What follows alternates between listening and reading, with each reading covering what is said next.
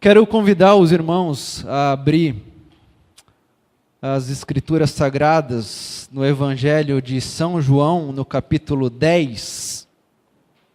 E quero ler um texto muito conhecido de todos nós, mas que Deus colocou no meu coração e eu gostaria de refletir um pouco junto com vocês essa noite sobre esse texto. Evangelho de João, no capítulo 10, eu leio a partir do versículo 1, e o texto diz assim: Eu lhes asseguro que aquele que não entra no aprisco das ovelhas pela porta, mas sobe por outro lugar, é ladrão e assaltante. Aquele que entra pela porta é o pastor das ovelhas. O porteiro abre-lhe a porta e as ovelhas ouvem a sua voz. Ele chama as suas ovelhas pelo nome e as leva para fora. Depois de conduzir para fora todas as suas ovelhas, vai adiante delas e estas o seguem, porque conhecem a sua voz. Mas nunca seguirão um estranho. Na verdade, fugirão dele, porque não reconhecem a voz de estranhos. Jesus usou essa comparação, mas eles não compreenderam o que ele estava falando.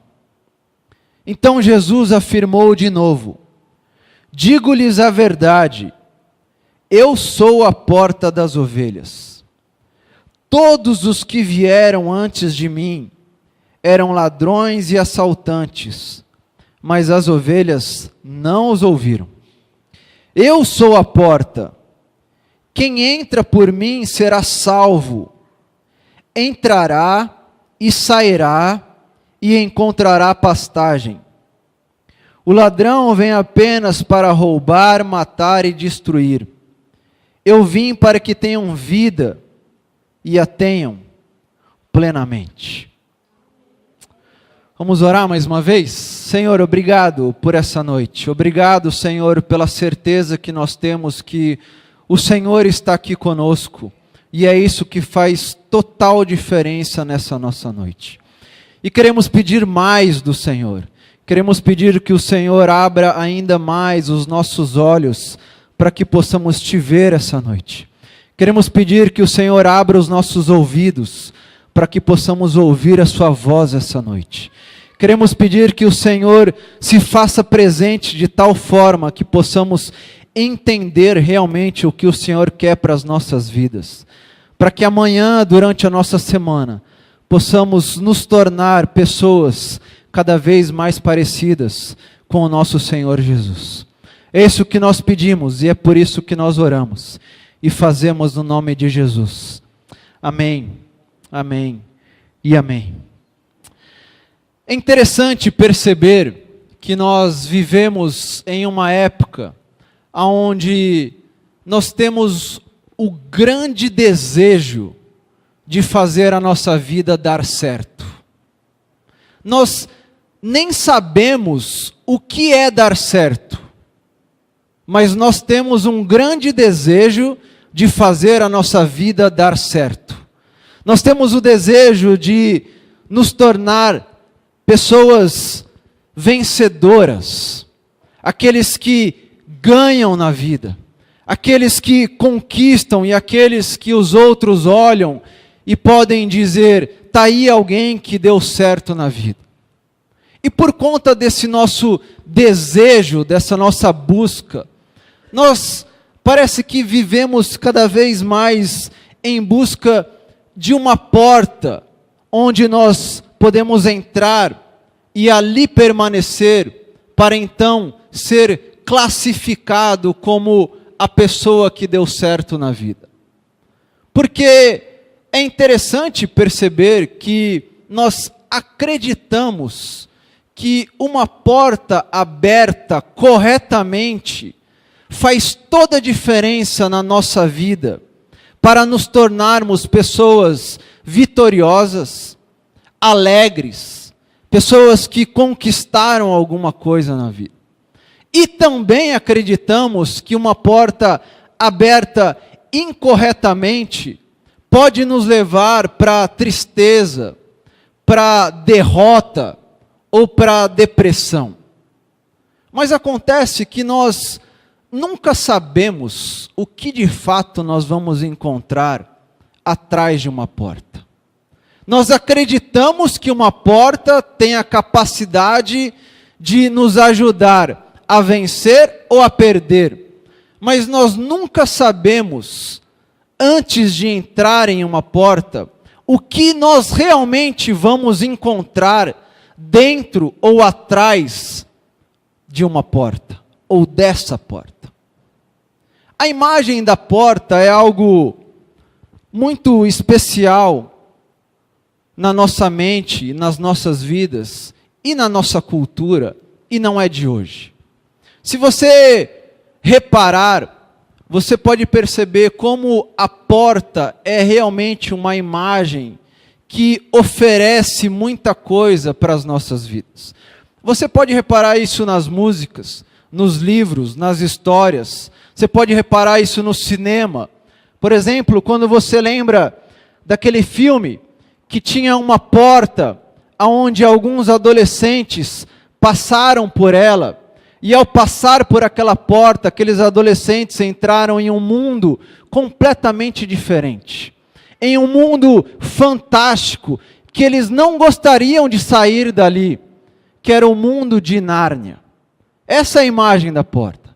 Ou se você é um pouco mais velho, assim como eu, você pode lembrar de um outro filme que tinha uma porta e que oferecia a oportunidade para você ir para o futuro ou para você voltar para o passado.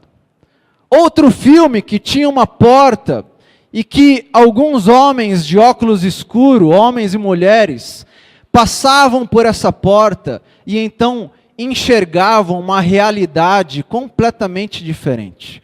Uma realidade que nem todo mundo conseguia perceber e enxergar, que era a realidade de Matrix.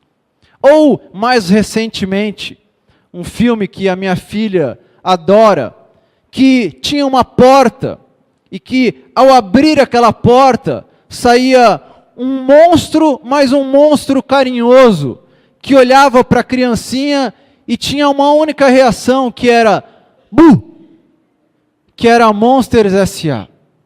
E tantos outros filmes, tantas outras histórias, tantas músicas, tantos livros, que mostram a imagem dessa porta, que nos oferece essa oportunidade ou essa possibilidade de vencer ou de perder ao entrar e permanecer nela.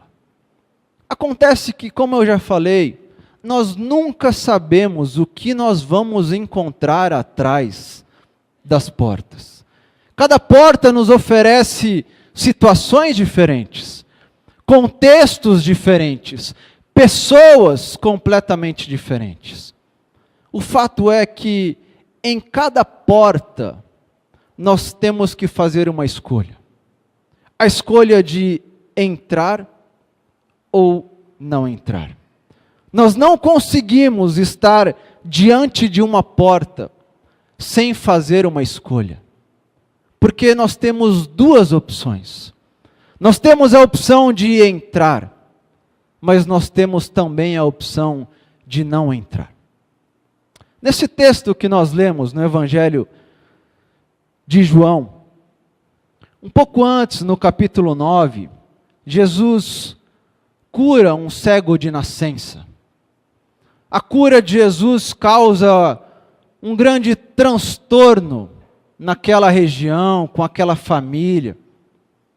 Mas, um pouco depois de curar, Jesus está com os seus discípulos e com uma grande multidão que já o acompanha, porque a sua fama já é considerável. As pessoas já buscavam aquele mestre, aquele rabino, para ouvir a sua voz, para entender qual era a proposta dele, para entender o que ele falava de novo. E ao estar com aqueles discípulos e com aquela multidão, Jesus ensina algo fantástico para eles.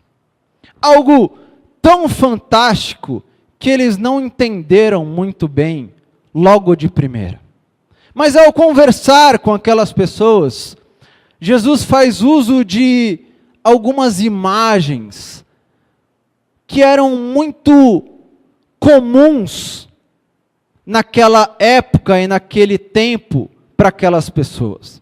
Jesus fala sobre o aprisco, ele fala sobre ovelhas, ele fala sobre pastor, ele fala sobre porta. E todos aqueles ouvintes sabiam muito bem o que ele estava falando e qual era a imagem que ele estava projetando ao conversar com eles. Eles sabiam, por exemplo, que um aprisco, naquela época, era um lugar no meio do deserto, aonde os rebanhos entravam à noite para ali permanecer e dormir em segurança. Era um lugar não tão grande, mas que não possuía telhado, não tinha nada em cima. O muro não era tão grande e tinha uma pequena passagem nesse círculo que se abria. Era um lugar onde, quando o rebanho trabalhava durante todo o dia ou caminhava, ele retornava para ali dormir e descansar para continuar a viagem ou o trabalho no dia seguinte. Aprisco para eles era algo muito comum, porque eles viviam daquilo. Mas Jesus também menciona, por exemplo, a ovelha, que na verdade era o rebanho que entrava nesse aprisco e que ali permanecia em segurança no descanso e na recuperação das suas forças. Mas ele também diz sobre o pastor, que naquela época não era o pastor como hoje em dia. Não era alguém que levava a palavra e que liderava uma comunidade e que tinha suas responsabilidades religiosas. O pastor, naquela época, para aquelas pessoas, era quem conduzia aquele rebanho ao aprisco. Era quem conduzia o rebanho na viagem ou no trabalho. Mas ele tinha uma função muito especial no aprisco. Porque o pastor conduzia o rebanho para dentro do aprisco. E quando o rebanho entrava ali, o pastor era aquele que ficava no espaço aberto do aprisco. Ele era aquele que fechava o círculo do aprisco, porque a sua presença naquele espaço era o que oferecia e garantia segurança para o rebanho que estava dormindo descansar sabendo que nenhum lobo, que nenhum ladrão entraria por ali. Era aquela pessoa que se colocava entre o perigo e o rebanho. Era aquela pessoa que quase que dizia para o seu rebanho: eu estou aqui e o que vier de fora, eu vou dar conta. Portanto, descansem tranquilos, durmam, descansem, porque nada vai acontecer com vocês. Esse era o pastor naquela época. Mas Jesus também fala sobre a porta. E talvez essa seja a imagem mais comum para aqueles ouvintes e para aquelas pessoas. Porque eles ouviam histórias de portas, assim como nós. Eles ouviam histórias sobre portas, com certeza dos seus avós, que mencionavam, por exemplo, as portas que Neemias lá atrás reconstruiu. Eles ouviam tantas outras histórias, mas eles sabiam de portas do seu próprio tempo.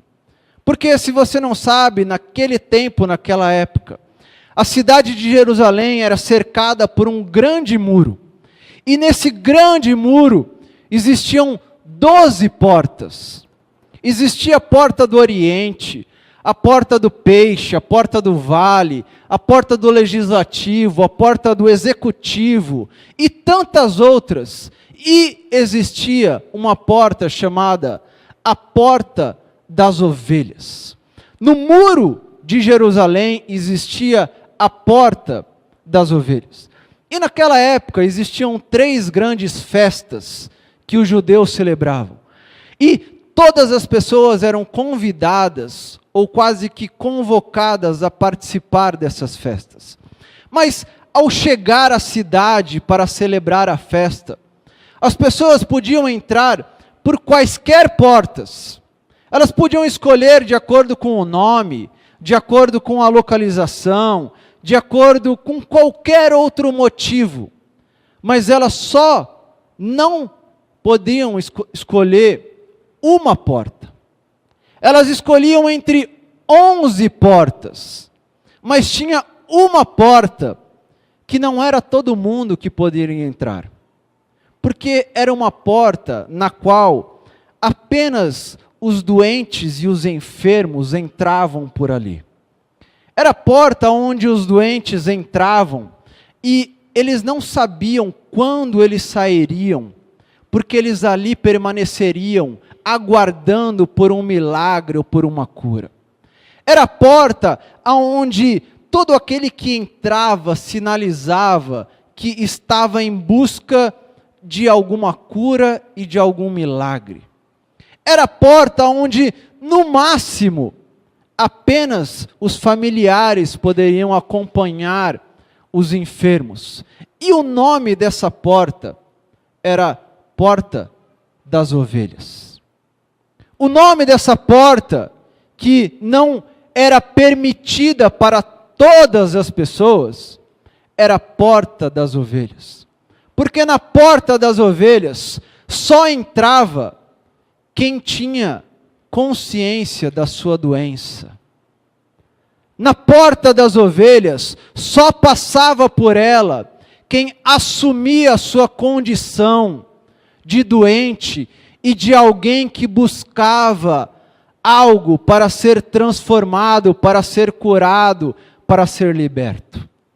Era uma porta onde não tinha opção para qualquer pessoa, só tinha opção para uma condição: doentes e enfermos que reconheciam a sua doença e a sua enfermidade. Isso é muito interessante, perceber essa quantidade de portas, essa quantidade de possibilidades, e enxergar o que nós temos vivido no nosso tempo. Porque talvez nós nunca tenhamos vivido em uma época com tantas oportunidades e possibilidades de portas à nossa disposição a qualquer momento e para qualquer gosto. Nós vivemos em uma fase, especialmente entre adultos jovens, jovens e adolescentes, onde nós até acreditamos que quem define a porta que nós vamos entrar ou sair somos nós e não a sociedade. Nós acreditamos que ninguém tem o direito de definir em qual porta eu devo entrar ou por qual porta eu devo sair. Ninguém pode mais ser classificado por nada. Ninguém pode ser taxado como alguém daquela porta, porque eu tenho a liberdade para viver do jeito que eu quero, a hora que eu quero, aonde eu quero. Se hoje eu quero estar aqui na igreja e amanhã eu quero estar em qualquer outra porta, o problema é meu, a liberdade é minha e ninguém tem o direito de falar nada. E nós vivemos assim no nosso tempo, na nossa época, na nossa cidade de São Paulo. Nós vivemos assim e até acreditamos e não nos preocupamos se em algum momento nós formos convidados a sair de alguma porta. Porque nós pensamos, se eu sair dessa porta hoje, não tem nenhum problema, porque amanhã eu tenho 10 abertas para escolher a hora que eu bem entender. Isso é tão verdade que quando você começa a perceber a relação da escola com os alunos de hoje em dia, você enxerga exatamente isso. Na minha época, e já faz tempo, eu engano um pouquinho na minha aparência, mas eu já não sou tão novinho assim. Na minha época, lá atrás, se eu tivesse a reação que eu tenho visto de adolescentes, crianças e jovens na escola, não é que eu seria convidado a sair, eu tomaria tapa até sair na rua da minha escola. E hoje eles não têm nenhuma culpa em viver nessa época. Mas hoje os alunos não se importam nem um pouco, porque eles sabem que eles não serão convidados a sair da escola. E se forem, eles sabem que eles têm milhares de escolas à sua disposição. Você pode perceber essa mesma relação dos prédios com os moradores, ou dos condomínios com seus moradores. Quando antigamente existia regra, critérios, regulamento interno, que não pode isso, seu cachorro não pode fazer isso, o barulho até esse horário, não joga nada da sacada. Hoje em dia é uma bagunça generalizada, que você quase que joga a sua lata de lixo lá de cima, o seu cachorro anda solto. Por quê? Porque nós, no fundo, acreditamos ou até sabemos que nós não seremos convidados a sair. E se formos, nós teremos quantos outros condomínios à nossa disposição? Nós percebemos essa mesma relação, inclusive, na igreja com os membros. Já que hoje em dia, ao menos no meu contexto, não existe mais membro. As pessoas olham o cardápio do final de semana para decidir em qual igreja elas vão. Elas não pagam o preço de ser parte de uma comunidade. Elas não assumem o risco e a alegria de pertencer a um corpo. Elas dizem, se essa igreja não me quiser, eu tenho outra na esquina da minha casa. Se essa igreja me chutar para fora por algo que eu fiz ou que eu não fiz, eu tenho outra, na outra esquina. Nós vivemos rodeados por milhares de portas à nossa volta, que nos dizem, você tem a opção para fazer a sua escolha. E você pode entrar, sair, sem se importar com nada. Eu lembro de ter visto isso muito forte quando eu fui fazer uma viagem em um projeto missionário.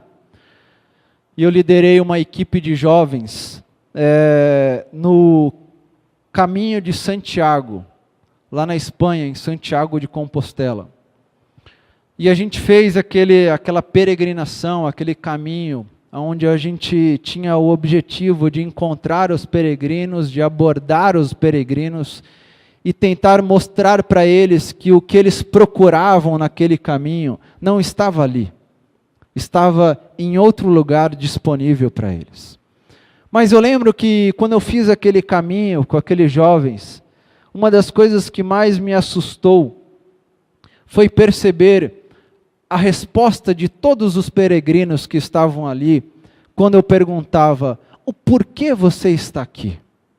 O que te trouxe para fazer esse percurso, que se for completo demora mais de 1 mês de caminhada?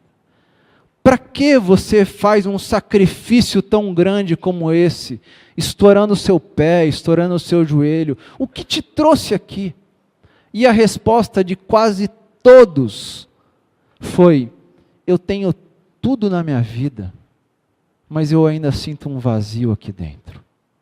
Eu tenho todas as portas abertas à minha disposição, mas eu ainda não encontrei algo que preenchesse o vazio que eu tenho aqui dentro.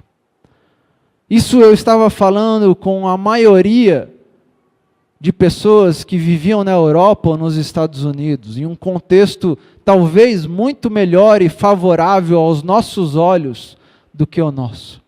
E as pessoas de lá diziam, eu tenho tudo, eu tenho todas as portas, mas eu ainda sinto um vazio. Eu ainda não encontrei o que eu queria atrás de alguma porta. Porque nós temos essa quantidade de portas, Mas assim como aqueles peregrinos, se nós formos sinceros, muitas vezes nós ainda temos um vazio aqui dentro.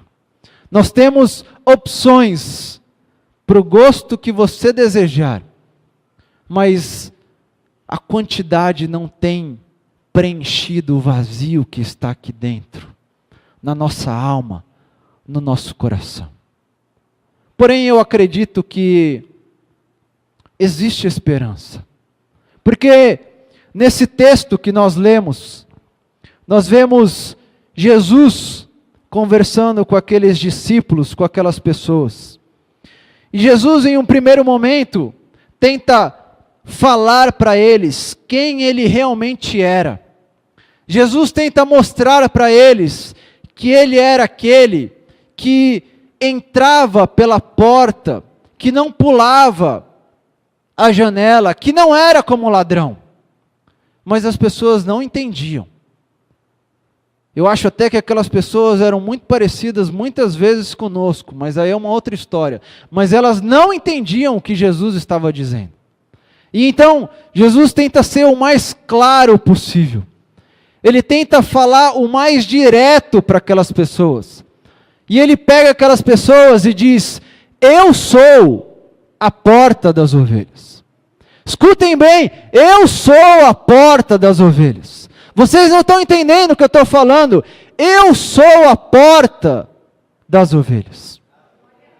E ao falar isso, ao explicar pela segunda vez, é muito interessante perceber como Jesus apresenta lições fantásticas para aqueles discípulos e para aqueles ouvintes.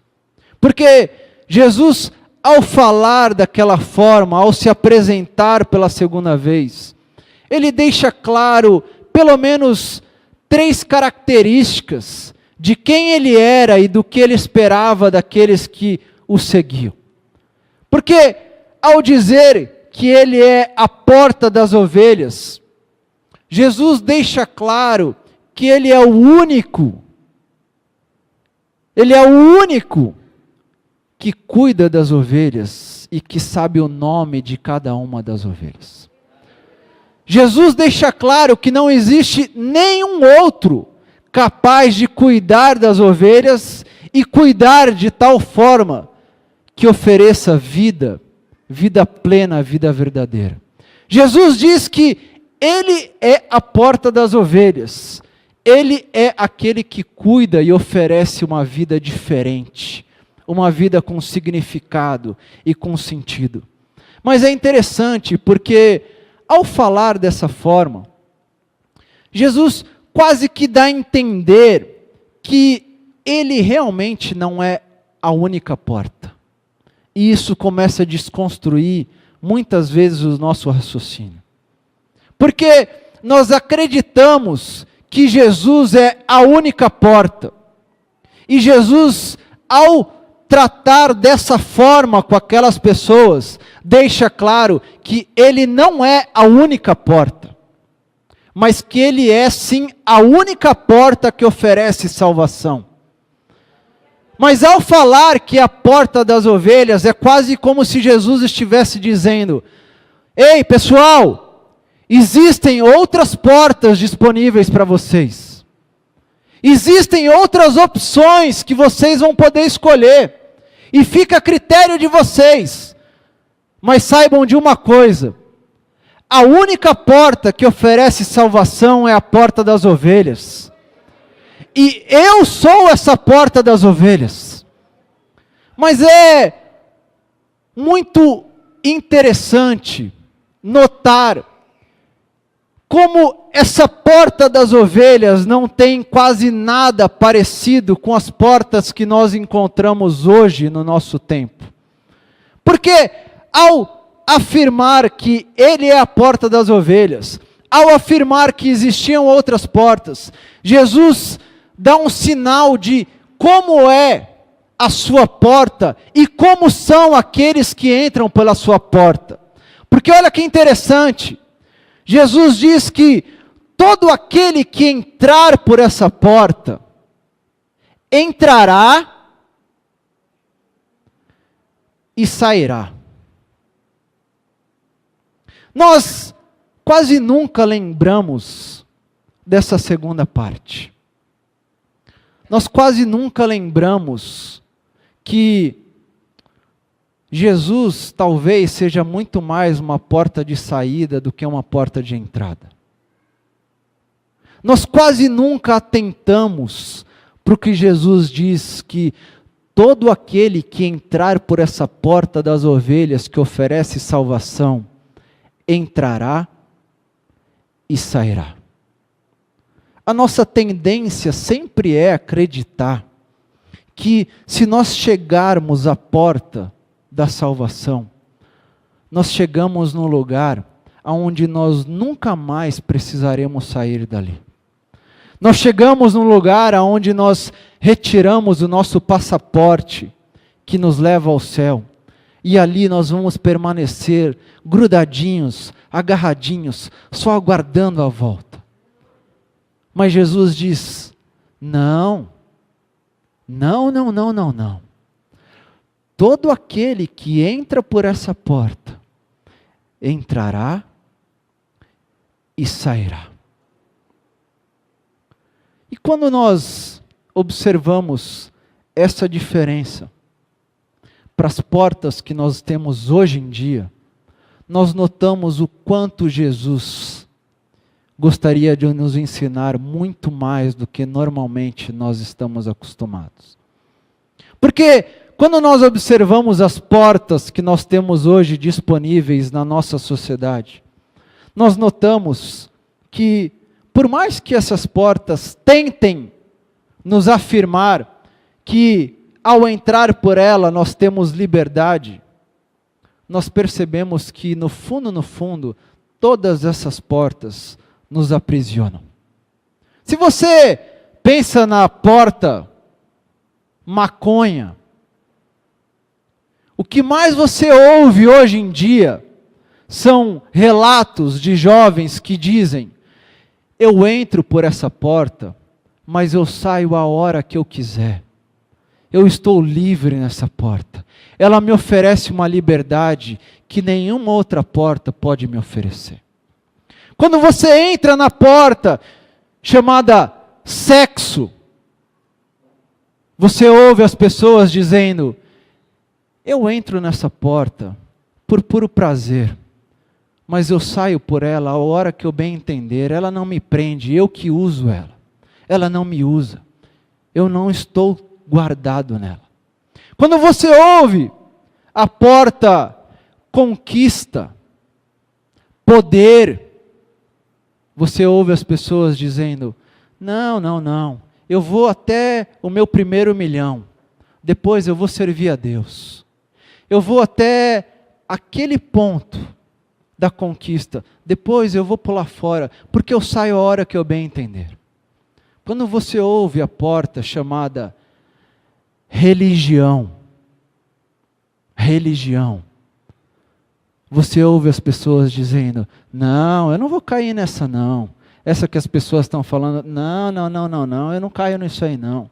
Eu vou, mas eu tenho o meu limite aqui. Eu vou até a faixa, porque ela não me prende. Mas todas essas portas que estão disponíveis, quando nós entramos por elas, nós somos acorrentados, aprisionados. Nós deixamos de ter vida. Nós nos tornamos escravos de cada uma dessas portas. E o que precisa acontecer? Nós precisamos de alguém que entre por essa porta, que quebre as correntes e que nos liberte e diga: existe vida fora de qualquer porta. Existe vida verdadeira, existe vida plena, existe vida sem ter uma corrente presa com você. Existe uma porta que te oferece vida sem te aprisionar. Jesus oferece algo completamente diferente para aqueles ouvintes e talvez ainda completamente mais diferente para cada um de nós. Porque Jesus diz: Não tenham medo, porque essa porta oferece salvação, essa porta oferece vida plena, e essa porta faz você sair para desfrutar dessa vida plena. E aí você pode dizer, mas pastor, como é que eu vou sair dessa porta e viver nesse mundo louco, e viver nessa crise maluca, e viver com os meus filhos em ruas como as nossas? E daí chega talvez o ponto mais fantástico desse ensino de Jesus. Porque quando Jesus diz que todo aquele que entrar por essa porta terá que sair dessa porta, ele continua o seu ensino. E ele diz que todo aquele que sair encontrará pastagem. E quando você vai ler no original esse encontrar pastagem, e você inclusive pode encontrar em algumas outras versões, você percebe que o encontrar pastagem, na verdade, é permanecer em segurança. Porque o que Jesus ensina para aqueles homens, para aquelas mulheres, para aqueles ouvintes e para aqueles discípulos, é todo aquele que entra por essa porta que está disponível, tem que entrar, tem que sair, mas eu garanto que no sair permanecerá em segurança. E aí você diz, o que significa permanecer em segurança? E aí Jesus também responde. Porque Jesus, no início do seu ensino, diz para aqueles homens que as suas ovelhas podem ter tranquilidade, porque esse pastor as conduz para fora do aprisco e sempre vai à frente do seu rebanho e conhece cada ovelha e chama cada ovelha pelo nome. O que Jesus está dizendo para aqueles homens é algo fantástico, porque Jesus diz para eles: meus irmãos, minhas irmãs, vocês têm milhares de portas disponíveis, mas eu quero que vocês saibam que entre essas milhares existe uma só capaz de oferecer salvação. Mas essa que oferece salvação tem um convite completamente diferente de todas as outras. Porque essa faz você entrar, mas faz você também sair. E te garante segurança, porque o pastor está indo à frente.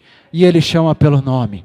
Ele diz: ei Daniel, ei Gustavo, ei João, ei Maria, ei Adriana, eu estou indo à frente. Eu te faço sair, sabe por quê?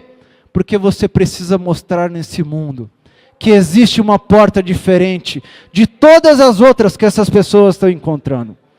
Sabe por que vocês precisam sair? Porque vocês precisam viver uma igreja além do templo. Vocês precisam viver de um jeito para que as pessoas lá fora vejam, existe ainda uma porta disponível, e existe um pastor que oferece a liberdade, e existe um pastor que oferece a vida que nós tanto desejamos, que nós tanto sonhamos e que nós tanto queremos. Jesus oferece a porta, que é muito mais de saída do que de entrada, mas a porta que oferece uma segurança que nenhuma outra porta é capaz de oferecer. E eu penso que em tempos como os nossos, em um momento de crise como o nosso, nada pode nos trazer tanta paz, tanta tranquilidade, tanta segurança, tanta pastagem, como o texto diz, do que um texto como esse. E eu tenho certeza que assim como aqueles ouvintes e aqueles discípulos precisavam ouvir, você e eu precisamos ouvir mais uma vez, Jesus dizendo: ei, escuta bem, ei, eu conheço a sua aflição, Eu sei o que você está vivendo na sua casa. Eu sei a crise no seu casamento. Eu sei o seu emprego. Eu sei os seus filhos. Mas deixa eu falar uma coisa para você. Eu sou a porta das ovelhas. Deixa eu falar uma coisa que talvez você não se lembre. Que quando você entrou por mim, você saiu e eu disse para você, vá em segurança porque eu estou indo à sua frente. Jesus está querendo dizer a mesma coisa que ele disse para aqueles homens, para cada um de nós, mais uma vez essa noite. E cabe a nós ter a humildade que aqueles discípulos tiveram, de até não entender da primeira vez, mas de na segunda dizer, eu sei com quem eu tenho caminhado. Eu sei por qual porta eu vou entrar. Eu sei qual a vida eu quero levar a partir de agora. Porque, mais uma vez, meus irmãos, nós não podemos nos iludir e nos enganar, achando que Jesus é a única porta. Mas nós sim, devemos confiar e acreditar que Ele é a única porta capaz de oferecer salvação e segurança. E eu quero terminar contando uma história que eu ouvi há muito tempo atrás, talvez há 10, 12 anos atrás. Talvez tenha sido a história que mais impactou até hoje a minha vida e a minha caminhada de fé. A história de um missionário chamado Miguel Zuger, que há 12 anos, talvez um pouco a mais, esteve na IBAB pela primeira vez. E eu tive o privilégio de estar ali com Miguel e ouvir o seu testemunho, a mudança que Deus fez na vida dele. O Miguel foi um dos fundadores do Hamas. Mas em um determinado momento, ele foi enviado para a Argentina para começar o movimento do Hamas aqui na América do Sul. Mas quando ele desceu na Argentina, ele disse que ao andar por algumas ruas, ele começou a ser tocado por algo diferente. Ele tinha milhões na sua conta bancária. Ele tinha acesso a todos os países e viajava de primeira classe, porque ele era um dos fundadores de uma das maiores facções terroristas. Mas ali em Buenos Aires, Miguel disse que ao passar por uma igreja, ele ouviu algo diferente. Ele entrou naquela igreja e ele, depois de 6 horas de conversa com o pastor dos jovens que ali estava dando plantão, ele entregou a sua vida para Jesus. E ele não só abandonou o Hamas, como ele teve que fugir do Hamas. Porque ninguém com o cargo que ele tinha pode sair de uma facção como aquela e continuar vivo. Então ele fugiu, mas louco como ele é, ele fugiu, mudou de nome e voltou para a Palestina, para o Oriente Médio, para se tornar um missionário e alcançar outros terroristas.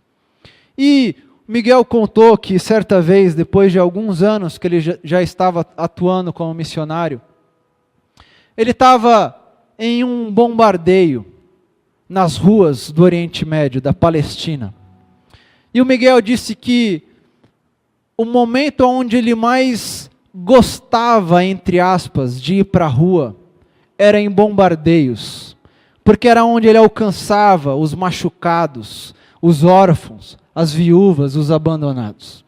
E naquele bombardeio, Miguel contou que ele andava pela rua, e aí ele avistou longe um menino, uma criança, deitada no chão em uma esquina. E ele acelerou um pouco o seu passo e se aproximou daquela criança. E quando ele chegou perto daquela criança olhou o Miguel se aproximando, e aquela criança começou a chorar e disse, mais um, por favor, não faça isso. Porque o que o Miguel não sabia é que todo mundo que passava por ali abusava sexualmente daquela criança. Miguel se aproximou e ele disse que ao agachar ele viu que aquela criança estava com uma bala de M16 na sua perna. Ele pegou aquela criança no colo e levou para o seu esconderijo. E diz ele que ele nunca tinha feito um curso na área de saúde. Nada. E sem ter feito absolutamente nada. Ele tirou a bala daquela criança, da perna daquela criança. Costurou aquela criança. E cuidou daquela criança. Passado alguns meses, aquela criança ali na casa com Miguel. O Miguel disse que em um momento ele olhou para o lado e a criança estava olhando nos seus olhos. E aquela criança virou e falou para ele: agora eu posso te chamar de papai? Porque eu sei que nenhum papai abusa do seu filhinho. E o Miguel deu um abraço naquela criança. E cuidou daquela criança. E tirou do que ele não tinha para dar para aquela criança. E aquela criança cresceu. Quando ele chegou na adolescência, juventude, em um determinado dia ele falou: papai, por que você some por alguns dias? E o Miguel falou: porque às vezes eu sou encontrado, sou capturado, sou levado para uma prisão e sou torturado para ver se eu solto alguma coisa que eles querem. E um pouco depois dessa conversa, aconteceu mais uma vez o Miguel ser encontrado e ser preso. Só que dessa vez ele ficou um tempo maior longe de casa. E ao ficar longe de casa, o pessoal do Hamas encontrou também o adolescente. E pegou aquele adolescente e levou para um campo de refugiado. E o Miguel, após ter sido torturado, disse que saiu desesperado da prisão. Correu para casa para encontrar de novo o seu filho. E chegando lá ele não o encontrou. E ele correu em todos os campos que ele conhecia. E ele não encontrou. E ele não encontrava. E ele corria para o outro e não encontrava. Mas ele disse que em um dos últimos campos, em uma das últimas opções que ele tinha, ele começou a se aproximar e ele avistou de longe aquele menino. E ele gritou o nome daquele menino. E aquele menino virou e gritou o nome do Miguel. E um correu na direção do outro. E quando eles se aproximaram, o menino deu um pulo no colo do Miguel e o Miguel abraçou ele bem forte.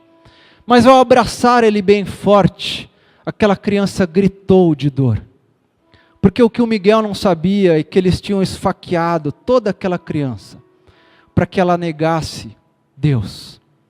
Mas ao gritar de dor, e o Miguel olhar aquilo, o Miguel disse que aquela criança olhou assim como ela tinha olhado naquela casa, nos olhos do Miguel, e disse para ele: papai, não chora, porque eu não neguei papai do céu. Papai, não chora, porque eu não neguei papai do céu. O Miguel voltou para casa chorando com aquela criança. Ele cuidou mais daquela criança.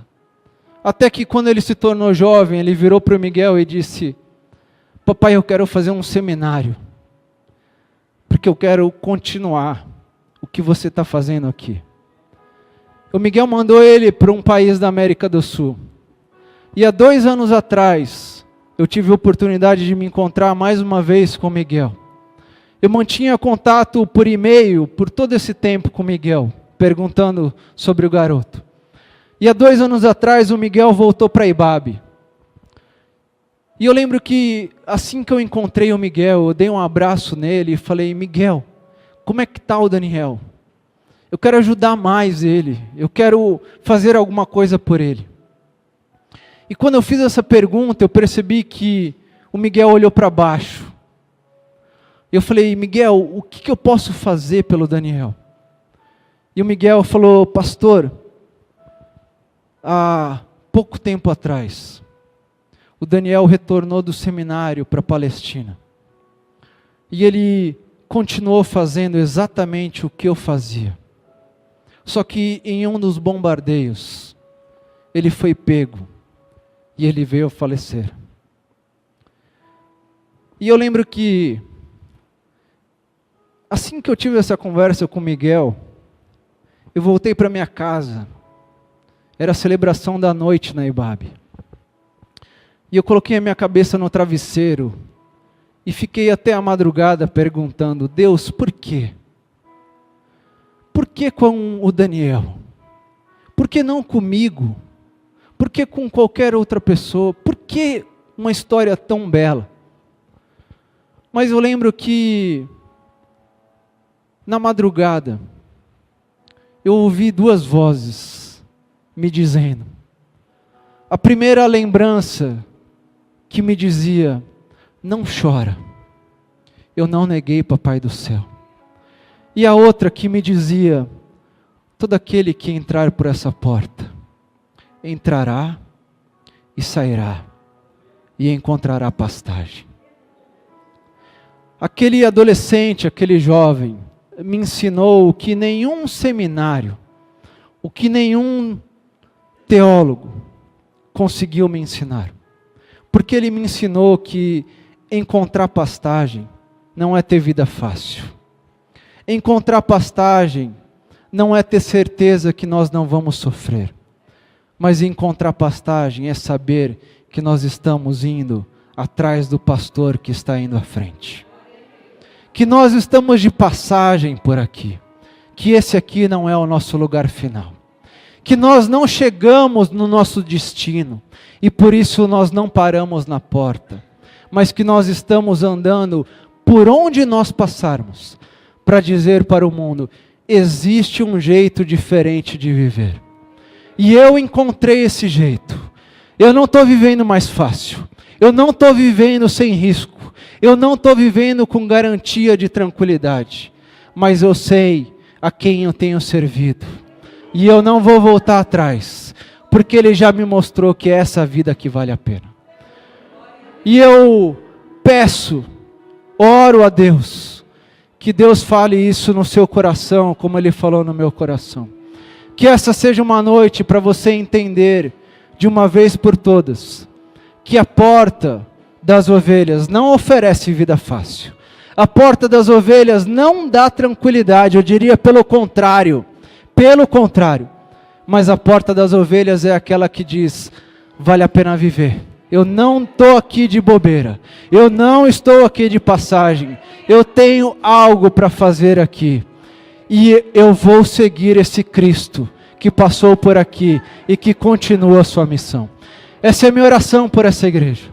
Essa é a minha oração por cada família que está aqui, por cada vida que está aqui. Que nesse ano de 2016, onde todo mundo está falando que vai ser difícil, essa região, São Bernardo, São Paulo, esse bairro, possa não ter nenhuma dúvida que aqui existe uma comunidade que vive além do templo e que mostra por onde passa que uma porta está disponível, que oferece vida e vida plena. Que Deus nos abençoe e que Deus faça o que Ele ainda quer fazer entre nós. Amém. Amém.